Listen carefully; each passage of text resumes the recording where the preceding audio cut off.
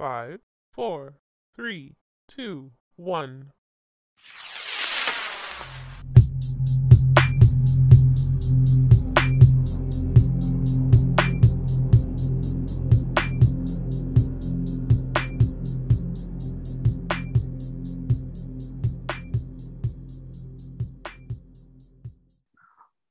Next up is, Thriller Bark is his own saga and everything.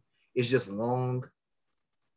Yeah, this one is like crazy long. And I remember when I rewatched this one, I was just like, dang, each time I watch this, I realize this is a really long arc. It's a long, like you understand, like as far as I feel like it's Alabasta, then what's the name? Alabasta, what's the other one? Skypiea, Alabasta, Skypiea, then Thriller Bark. As far as like the length. Skypiea might be a tad bit longer. I'm not sure. Skypiea is longer than this, but like what's the name? I feel like Alabasta is the longest one in my opinion. Because I know that this one is about 40 to 50 episodes. Let me see. Let's Google this real quick. Because I know I counted this at one point just because I was in the middle. And Thriller Bark isn't bad. It just we'll discuss it. It's just wait for it. That's different. I did not know that. What? The longest arc is Dressrosa. Huh. It doesn't feel like it though. Because it's so enjoyable. Huh. Okay. Well, here's the thing though. Dressrosa is so far along in the journey. Yeah. That things tie up in Dressrosa to the point where it's just like so many eventful things happen. Like I just like I said, I can like Dressrosa. I mean, we'll get to that. We're getting ahead of ourselves. We're not even past the time skip yet. So Thriller Bark basically they're sailing one day, like they just get past Skypiea and everything that they're like literally they were it was a bunch of like little, let's say, is this before this? It was like some storms and shit.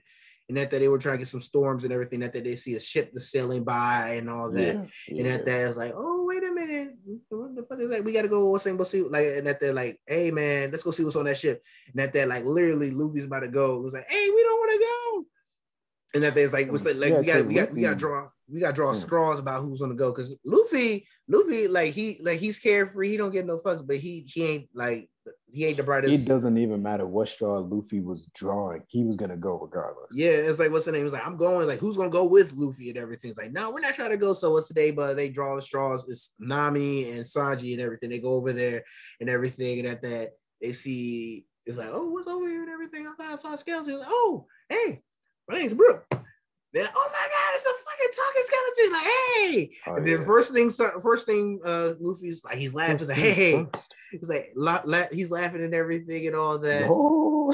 he's like, yo. That Luffy's laughing with him and everything. And that he said, oh, you're so beautiful, lady. That you see this man, Brooke. Bro. Brooke he's more wild than Sanji. The waft his shoes off, walked up to Nami. I see your panties. Like this man is more wild than Sanji. At least Sanji tries to flirt you up. Like Brooke, he gets straight to the chase. You like Nami Swan? It's so good, it's so pretty. And after that, like he'll just be fawning over you. Brooke get straight to the point. Hey. Trying to see your panties, what's up with you? And I'm like, hey, yo, that she's knocks it down like, oh, you're so mean. That literally. Like once they water over, like as soon as he gets up, it's like, oh, so you're talking about, yeah, man, I died like a while ago, but my devil fruit power didn't activate till after then and all that. So here I am. He's like, hey, all right, that's dope. Want to join my crew? Cool. Yeah. And then literally Sanji and Nami like, what? Zoro, he's not having it. They're not like literally, no, they get back to the ship and everything. Hey, everybody, meet a new member of our crew. Then Zoro's like, who let this happen? Both of y'all were over there. How y'all gonna let this happen and everything? And then they're like, sorry. Like, sorry. And then that we like Brooks sitting here, they eat some food, they shook a little bit. Like what's saying, they still shook a little bit because like what's saying, like Chopper faints to see it, and that he wakes up, he sees him there, he's like, oh my God, it's a spirit? Where's the spirit? I'm scared to my soul. I'm scared of what's in my skin, but I don't have skin. Yo ho ho ho. He makes all those little jokes, and he's like, I don't have skin, but I don't have skin though. I don't even have a heart. I'm like, oh, it's like, oh, I felt that in my heart. I don't even have a heart. And Luffy laughs at everything. Yes. He's like, this guy's hilarious. So, like, what's the name? They get in there, they eat some food and everything. It's like, oh, thank you for all that. That they tells him the story and all that, as far as like how he was a ship and everything, and like how he was on the ship, and like how like what's in they all died, and that like his soul, like, but his devil fruit power didn't activate after he did. Like he ate the fruit and it activates after he died, and that it came back to him. He was just like, well, hey, by the time I got back, I was on a skeleton and everything. So here I am now. And that happened. It's like, hey, I fuck with y'all cool people. I would love to join your crew, but I can't because somebody stole my shadow a while ago. So if a person who has a shadow stolen sees the sunlight, they turn to dust. Yeah. And I don't want that to happen and everything, because I still have a promise I kept to somebody that I have to uphold. So exactly. So he steps off the ship and everything, and we think like, oh wait a minute, did he just jump in the ocean? How he gonna swim? He got devil fruit, probably gonna sink. Yeah. And then he starts running on the water. I'm like, man. hold up, wait a minute, can you teach that to what's the name of them? Because I'm tired of them niggas drowning. Teach that to Luffy and them, how to run on water. And he runs back to the ship and everything, and at that boom, they keep sailing, and then out of nowhere, wait a minute, is the island coming toward us and everything? It's like the island's about to swallow us up. That boom, here we are, Thriller Bark. And the thing is, Brook can do so many things that doesn't even make any sense. Yeah. This man can turn you into ice with a sword. The man can literally run on water. And I don't believe he was a singer before the time skip, so I'm not going to get into what he can do. No, he was a singer before the time skip, because I remember at the end, like, what's the name? He didn't use the powers then, but like what's the name? He could sing, because I remember like at the end of the arc. Yeah. Like he was singing at the end of the arc, but like what's the name? Basically, so. But we're getting a little bit ahead of ourselves. But basically, a lot of stuff happens here. So they get to throw the bark and everything. The team splits up for some reason. I remember that. Like, what happens? They get to throw the bark. It's on one team. It's Luffy, Zoro, Sanji. Yeah, Luffy, Zoro, Sanji, Frankie, and Robin. Then on the other team, it's Chopper, Usopp, and Nami. Yes. And that like they're split up and everything. So like what's in there exploring and all that. That they meet some people. And that some like paintings come allowed to attack them. They meet Dr. Fatback, Pigback, Horseback, Mr. Hogback. Yeah, Hogback. Yeah. And I kind of liked it. Okay, so what I really like about this arc, it must have been a special. It feels like a special for it felt like a Halloween special that got yeah. I really dragged that one. But, yeah. That was for like the spooky season and everything. Yeah. And I noticed that every skeletons. But I noticed that every long running show they kind of have like a nice little spooky, but it made sense why they added it. It felt like this was the underworld arc. Yeah. But it could have been executed a little bit better. Yeah, it could have been. Like, you understand, some parts dragged on and everything. As far as like when they were by themselves, and then after that, like they were by themselves. After they were by themselves, like they meet Dr. Hogback. Like, oh my, Dr. Hogback might be a cool guy, and I think he's not really a cool guy. And then after that, they miraculously. Yeah. I love his backstory actually, because it's like, he's supposed to be this famous doctor that cures so many people and all that. And you find out that actually he's behind the scenes doing some immoral stuff with people's bodies and trying to bring people back to life. The usual thing when some doctors and scientists go mad and they're really trying to break serious, they're trying to break trying to do things that ethical implications and everything. Literally, yes. And it's like they will do anything in power to get it.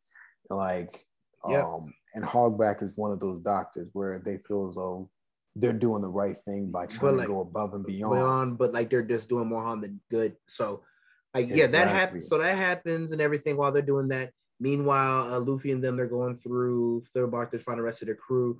And like what's the name? They're going there. They find Cerberus and everything. And Luffy tames it by punching it. And after that, like they're going through that. Eventually, he wanted to eat it. Yeah, that the funniest part of the whole arc and one of my favorite moments of the show happens like right after is when they're walking through a cemetery. Then a nigga gets out of the cemetery and Luffy literally puts down the little net he got.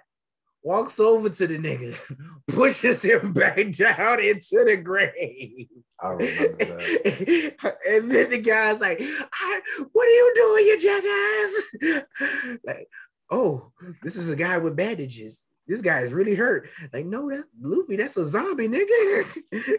Like, he just walks up to him and he's just like... It was just the most casual thing, too. It was like you see, like, the way he looks like, oh, okay. Just drops his thing, comes over there, like he sees the zombie raising up out of his grave, puts his hands on his shoulder, pushes him right back down. It's like, all right, go back in there, man. Come on, that's it. Go back to sleep. Then the Negro jumps. I was like, no, I'm not going back in there. So that happens. After that, like they keep progressing. Then members of the team just start disappearing for no reason. But like, what's saying? I mean, like at first you don't know what happens, but like you learn what later on happens and everything. Like, hey, wasn't Sanji just with us? That they keep walking. Yeah. Wasn't Zoro just with us? And then you see a penguin walking around. Yeah. That can kick like Sanji and has like the same everything. So I'm just like, what? Yeah. I mean, yeah, the story does drag on, but again, Thriller it's cool for certain reasons, I believe. Like Hogback, I think that's an amazing thing they did. Yeah. I like his servant that he had. You mean what was? Are you talking about? Oh, you talking about the servant? I thought you meant Absalom. The lady. Oh, the lady servant that likes to break the dishes. Oh yeah, her. Oh yeah, I know you're talking about. And I think that was a good addition to Hogback as well. A famous singer that disappeared after a long time. Yeah. A doctor that also disappeared but was announced dead and everything. Yeah. And not only was the singer said to be disappeared, but they said she died, and they found the newspaper on her, and they were like, "Hold on a minute, she's dead, but she's standing right here like it's nothing." That's cool. I like that part. That's cool. Yeah, that was cool. You know? That was cool. So like, I mean, heck, that happens and everything, and then after that, they finally they keep progressing and everything. Crew splits up a little bit more. They finally introduce Gecko Moria. So what's the name? Like, number one, when they introduce him, that's the most goofiest looking nigga I have ever seen. Like the way his body's shaped and everything, nigga look like a Halloween bowling pin. I'll be honest with you. He is the one. I think he was probably the weakest warlord. I take him over Crocodile. But you know, I feel as though Crocodile. But my thing is his power. The thing about Gecko Moria's power is his shadow strong as fuck. His shadow does got some strength on it. But like what's saying, also his power comes from other people. But like his shadow is like, I feel like makes up for a little bit more than that's the reason why I feel like he could be Crocodile off that. But other than that, like those two, them the bottom of the barrel though. Like he ain't. Yeah, like it felt like Luffy wasn't even fighting a warlord when he fought him. That was the thing though. Because like what's saying, he was fighting his shadow. It was like goofy for a second. And he kicked him and everything. And then at that boom, he finally stole Luffy's shadow. And then he put it into Oars, which was like this giant dead big ass demon giant or whatever that was been dead for a while. Because other than that, this arc was just like perv arc. You had Absalom that was peeping on Nami in the shower. Oh, you had Lola that was trying to get to Absalom. You had Brooke that was trying to see some panties. And I was just like, bro. It's like, I mean, like I said, it was like, to me, it's like, it's cool to be like a Halloween arc, but I'm like, a Halloween arc should only be like, I see 10, maybe 20 episodes, and this shit stretched way past that limit. And that's what like it drug on for so long. Because my thing is, you had all that stuff happened. That you had them what's the name, Oars just wilding around on an island, acting like Luffy in a big ass body. Then after that, Moria, that everybody finally starts fighting other little people and everything. The only part that was good, I'll say, the Zoro versus the guy with the Shusui fight. I like that. That was a good fight because my thing is they were slicing through the building and shit. Because like that nigga, he has Brooks' soul, but what's the name? He takes it to another level because like he was a famed swordsman for him. They tease it later. Oh, I know. Oh yeah. You're right. And I also loved how later on that same swordman, he gives Zoro respect, and he's just like, he gives him his sword and everything. He throws him the sword. And he throws him the sword, and that like Zoro's like, hey man, you were a goat in your lifetime, and I mean, hey, this is a perversion of your life, so this doesn't count against your record. I'm not going to count it against your record. Like, listen, because he was an undefeated swordsman all time and everything in his life, and he never died with a defeat. And he doesn't like, he was like, hey man, I respect you, and this is a perversion on you, so I pretend like I didn't forget this. And he got a sword, and it was cool. And I was like, bro, I mean, that was a dope ass fight and everything. They were on because they were walking on the side of it and on the side of the roof and all that, slicing shit down and everything. Yeah. And they got Brooks' soul back and everything. It was cool. That was the best fight in my opinion, honestly. It really was, because my thing is literally after Luffy was fighting Gekomori and they took his soul, what's in that soul, his fucking shadow and shit. Like he got launched away, and that he meets like out of nowhere, there's people living on this island out of nowhere, which was never said until like literally we're almost at the end of this arc, that yeah, people live on this island.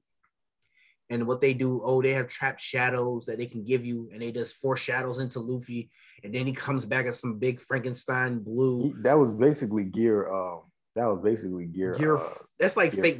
Like, I mean, have you ever seen Slug, like Dragon Ball Z movie with Slug in it?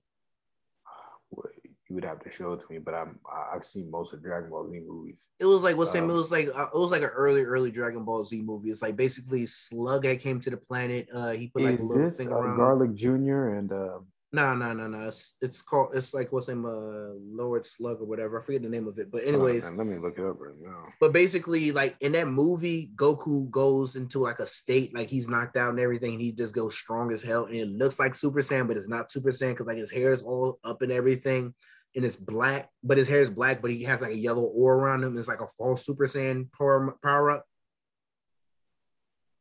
It's just I like know what you're talking about. Yeah, it's a really old one though. Yeah. It's like, in my opinion, that's just what they did here with this demon Luffy or whatever. That's what they call it. Yeah, that's what they did with this demon Luffy and everything. That looks like a fake ass Gear 4. So what's the name? He does that, and that like he's able to push back oars and everything and knock him down. That when they loses all the power, they attack oars again, which takes all of their strength and energy to knock that nigga fully out and kill him. And after that, boom, Luffy gets his shadow. Luffy gets his shadow back. And then after that, Gecko Moria is like, we think we defeated him. Like, no. You know what? I'm gonna be selfish. I'm gonna absorb all these souls, all these shadows, all the shadows and everything, and turn into some big ass behemoth. And like the thing is, to do he looked like a fool, bro. He looked like a fool. Frog. He did all that, and the thing is, it didn't even get him that much stronger, because literally Luffy, after 2 times of Gear 3, like what's saying full power, whatever. Like I think Grizzly, like it was like that was Grizzly before, like what's saying he had the hockey on it. Yeah.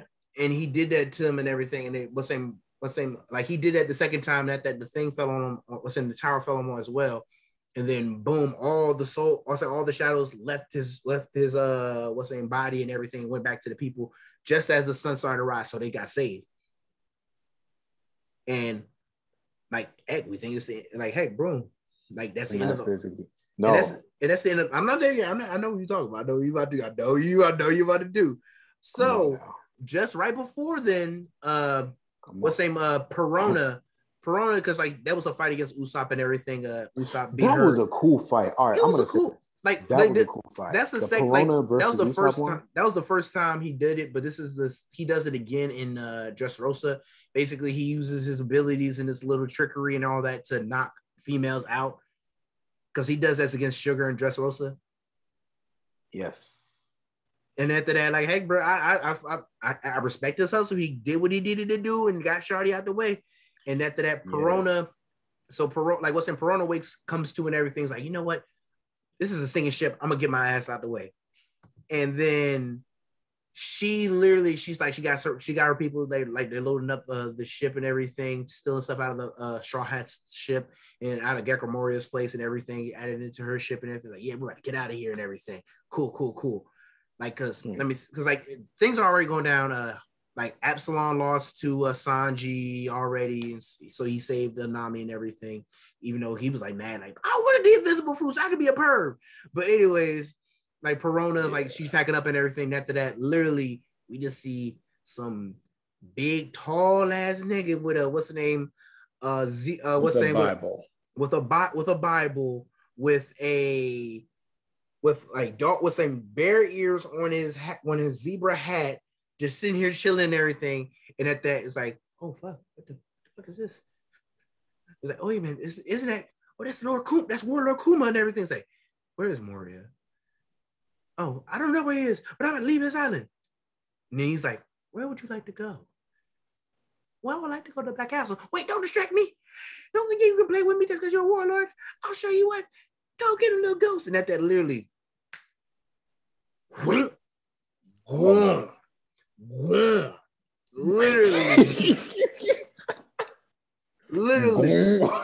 literally, you sit here. He took, oh my God. The man out here is, I'll say, 20 feet tall. Yeah, using the ultra, using damn near instant transmission, and then usually like because he ate the pawpaw fruit, which is, and he ain't even done. Like you just see like a paw in his hand that he just wipes his hand right where Shardy is, and you see nothing there afterward. Nami saw this shit and was shooketh. And that like literally more like what had happened was before Moria went to go fight Luffy and them, he was like, hey, so Luffy's here and I know he's here and I know his squad's here and everything, bruh. Like they like the elders and everybody else said, hey, if you need to follow up, let me know now, because if you fall, that's gonna be a disgrace to them. It's gonna make his bounty go up more and make them look bad. And heck, bro, it's like, hey man, and Moria's like, man, I ain't no bitch. I ain't going down there, nigga. I got a shadow right now, bro. No, I ain't going down like that. I ain't going down like that. And then today's like, all right, bet. And I'm gonna be honest, bro. Moria lost like he should have, but it felt like he should have been taken down a lot easier than what we saw. Yeah, but like that's what they did, bro. Because like my thing is, he don't even look cool as a warlord. He don't even look like a cool warlord. Because like it's just the way he was built. Like, why is he built like a damn bowling pin? Like he does. He looks like a bowling pin. It's just, I don't know. Yeah, that's literally it. Like I said, to me, this arc was like a drawn out Halloween special that got stale. Like my nigga was like, bro, we are almost like Thanksgiving just passed. Why are we still in this arc? That's how it felt sometimes. Like, but here's the thing though. I will give it this. Zoro had a good fight. Usopp had a good fight. Yep. I can't remember who Frankie actually fought. I do remember who. No. Yeah, the little spider nigga, I think so, and I can't remember who. Damn, I don't remember. who Robin fought. They didn't really, like Robin and Frankie were just getting away and everything, but literally they were helping out. But so like after that's what happened and everything, and then Moria lost and everything, and literally they all celebrating. They got their shadows back. They think it's all good. Luffy's passed out because like literally they took everything he had. That nigga's just gone. He sleep. They think everything's cool. Then at that they look up. Nami sees him first because like she already saw this man before. It's like, oh my god, guys, I forgot to tell y'all something. And it's like, what's up, Nami? That guy over there. That's Kuma. That he's one of the warlords. It's like, bro, we just got done with one of them. It took everything we had to do this. It's so crazy because he's just chilling, still holding his Bible close to his chest and everything. Like he was looking at it. It's like, oh, like that. You see him holding the Bible, talking on a Denden mood. She's like, oh yeah, Moria's just been defeated, like you said he would. Want me to take care of it? All right, bet. Click. And then literally you see them try their best to do whatever, because like he was trying to go after Luffy, and that they try their best to protect. He's just effortless, like he was saying, like literally Frank's like, heck, he don't look too tough to me. One punch is strong, bro. One like it's still sad and angers my soul what they did to this man, but we'll get to that. Yeah, so, but Kuma is so strong, bro. He really is. He really is. Nothing was working on this man. Like literally, tomorrow they did just get finished fighting doing all fighting ors and a warlord and everything. But still, literally, he one punches Frankie out. That literally Usopp throws his attack, and then at that he's like, "Ooh, Sniper King, a title you clearly gave yourself." Reflects that bitch back at him, and that literally Zoro. He told Frankie not to run his mouth again. Yeah, he said, "I think it's better if you keep your mouth shut." Boom. And then that man was out. And after that, literally, he knocked out, he used a little blast, knocked out Sanji, no, not Sanji, Chopper, Robin, and Nami. And that Zoro and Sanji were only ones left. And then Sanji was Sanji was trying to, literally, Sanji was trying to, kick him and everything. And he, fractured his foot, his, leg, because, that nigga was, full metal and everything. And then at that, literally, he's like, so, I can let this. I can end this all right now. You can all go free if you just give me Straw Hat. Atomic bomb. And then he's he's sitting here. It's basically it's like Dragon Ball Z when you see a big guy make a big attack and then they condense it so small and it's so pressurized and and then you see that joint just. Bro, it was a shockwave in there, bro. That joint went off. Everybody. That was almighty push, bro. Oh man, shoot, bro. That's he let that joint go. That's like Jiren showing something out right here and everything. Really, it's he said, worry dog, off that joint and everything. And then boom, that joint out there. Everybody's knocked out. Only people left is Sanji and Zoro. And it's no. And Zoro's bro, this isn't a fight we can win and everything, bro. Hey man, my head hit his head. Is then Sanji's no, I'm not letting you do this. And that he knocked Sanji out and everything. He's I respect y'all gangster. I really do. But Sanji really thought he could take that jump. He was my thing is we never know if he could. He could have split half of it. We never know. Bro. Give Sanji a little respect, bro. We never know. Listen. I give Sanji respect, but Sanji ain't Zoro though. I know Zoro's man, bro, but hey, bro, give my man Sanji's respect, man. He got respect. Literally, he takes all right, bet. You know what? You said your head for his head. All right, cool. So I'm gonna take all the pain he has right now and everything out of his body, and you'll take all of it too. You're already near death yourself, so hey, this might be it for you. But just if you don't want to back out of it, here's a little taste of it. He gives him a little taste of it. Bro, he lets him get a taste. And you see that joint, he's oh my god, that man already on his knees. And after that, I was he got electrocuted, bro. It looked like he got electrocuted, all that pain. And I was bro, now he knows the length that Luffy puts himself through going to gear Every 2, time gear 2, fights, gear 3. Bro. Gear 4, because my thing is this is power Luffy hasn't mastered yet. This is power he's putting his body through, and that's a straight strength because he hasn't trained it down to get it down to where this can be natural for him and everything. And then he lets that go, and you see, you don't see what happens. Only thing is when everybody comes to Kuma's gone and everything, that's Luffy always I feel good. All right, bad. He's doing backflips and everything. He doing backflips. I'm good. Hey, yo, let's get everybody up and everything and all that. And then literally, Sanji comes to where Zoro is. He's and then you see Zoro just standing right here, bloodied up and everything. And he's what happened? Nothing. My thing is this. The plain fact that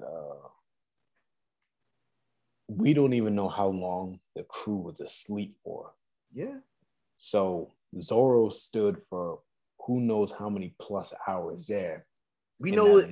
We know it was what's the name? A long time. What's the name? It was during dawn when this all happened. But what's the name? We'll say probably when everybody woke up. We're talking midday. We're talking 1 p.m. or whatever. So we're talking about at least a good 6 something hours or whatever when everybody's up. and everything and all that. It's like, hey, what happened at that? Like, literally gets back on the ship, and at that, like, what's the name? What's in Chopper's healing him up, getting him on stuff and everything. That boy screaming at the top of his lungs. Yeah, it's like, and at that, like, literally, what's the name? Some guys from the island, from Thriller Bark and everything, the humans and everything, tell Sanji what happens. Like, hey, don't tell nobody else what happens, especially not Luffy, because he wouldn't want to appreciate that, because he worry about his people and all that and everything. And that he learns about that and everything. It's like, all right, respect to that nigga. Respect to that nigga definitely. that he did that. Like, Zoro, man. Zoro is that's a goat right there, bro. I mean, heck, bro, it makes sense why stuff happens in the future that happens in the future. I'm just gonna say that.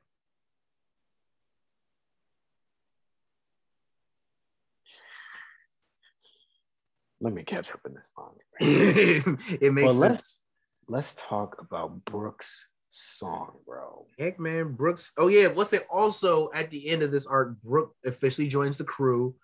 It's happy. It's like not sad, but it's like happy, like, you know, tears of joy and everything and all that. He joins. He has his shadow back, and he's like, "Hey, man, I gotta go see. Like, I gotta go see my friend. Oh, I already know your friend, the Boom, right? How you know? Small world." Heck, man, all the way back in what's the name? All the way back in freaking the Red Line in Alabasta, and what's the name in the Alabasta Saga was what's the name back when the Verse Mountain and all that in the Red Line. They met Laboon and everything. It's like, oh my god, you met him and everything. He's doing good. It's yes. So crazy. And then it's like, oh, the ties. It all ties in, bro. And that's the reason why. I mean, that's the only reason why I say you have to watch majority of One Piece, not all of it, because some of we don't want. I don't like filler, and also some of the shit. Like sometimes these backstories you can skip because some of these characters ain't shit.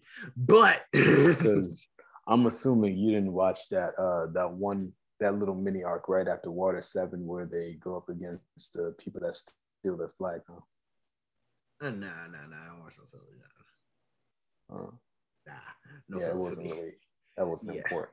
Yeah, it was not important for me. But yeah, they get that and everything, and at that Brooks song and everything, and it's just all that and everything. It's that song was beautiful. It's beautiful. It touches you. It touches your heart. And he sung that joint and everything. I cracked a tear. I won't even lie, bro. I was like, oh my God, this is what is needed in the world. I'm happy for the man. He's part of the crew. We got a skeleton nigga.